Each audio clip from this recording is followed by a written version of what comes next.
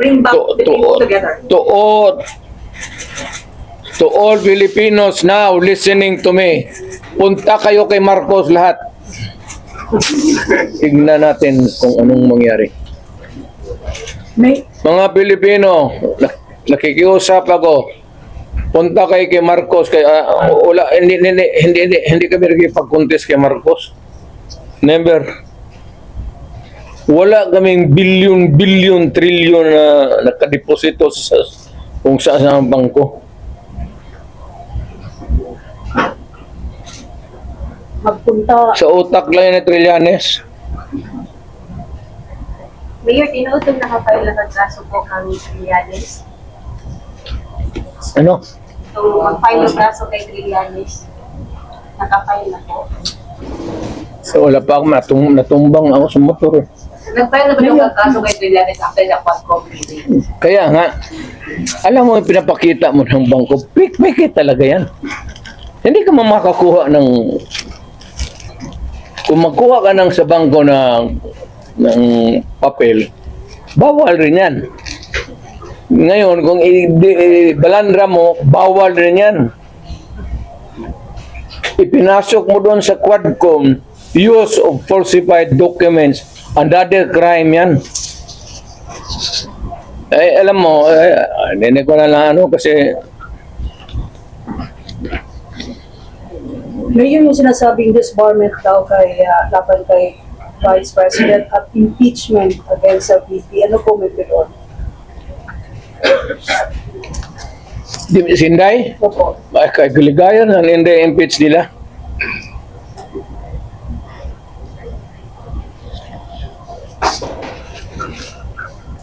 Total, malayo pa man yung 2028. Di magpasyal sa mga pasyal.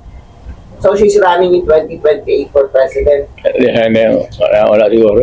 Sabi mo kasi malayo pa ang 2028. Therefore, yun ang conclusion. Kaya pa, malayo pa. Doon na tayo, pagdating natin, mag-decide tayo kung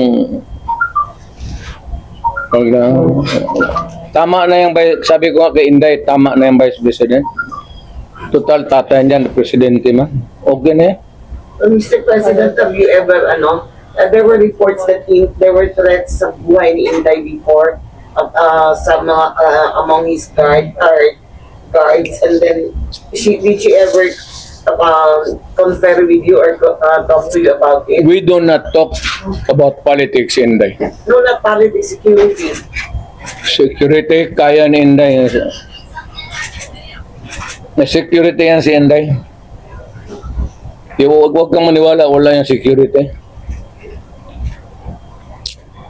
Being the father, sabi mong gibati ko, nagkitanin siya na he was seeking for help and you were there. I suppose you were still awake that time. Gusto mong feeling na yun?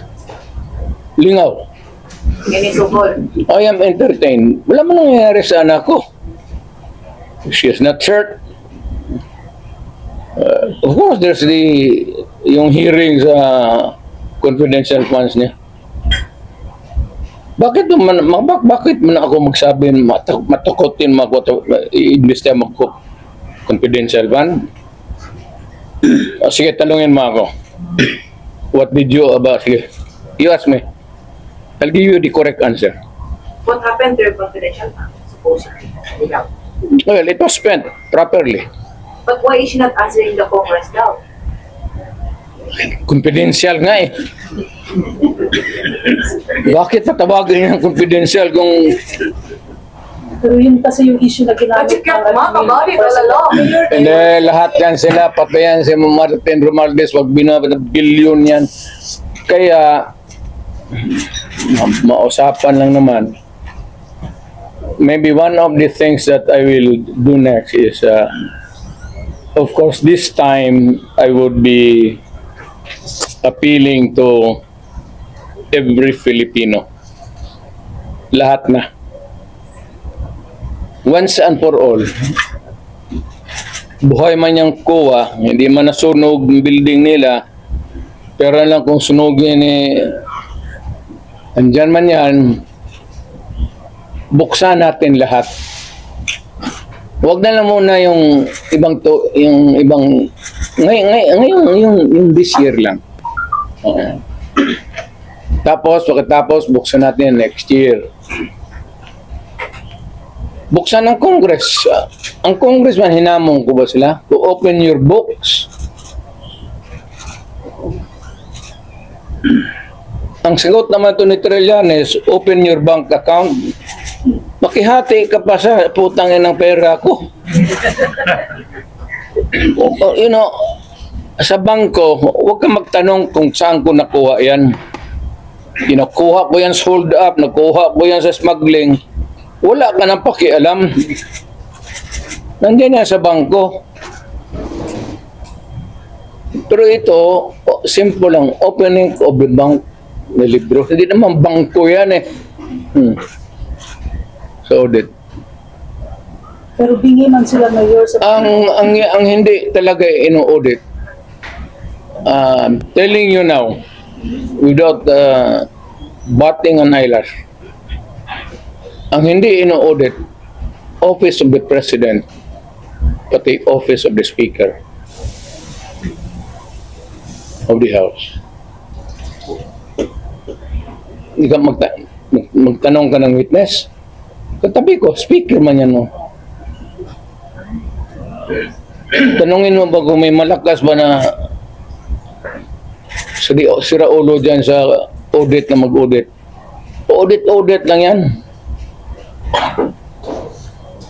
So Mayor, you are saying that you are open to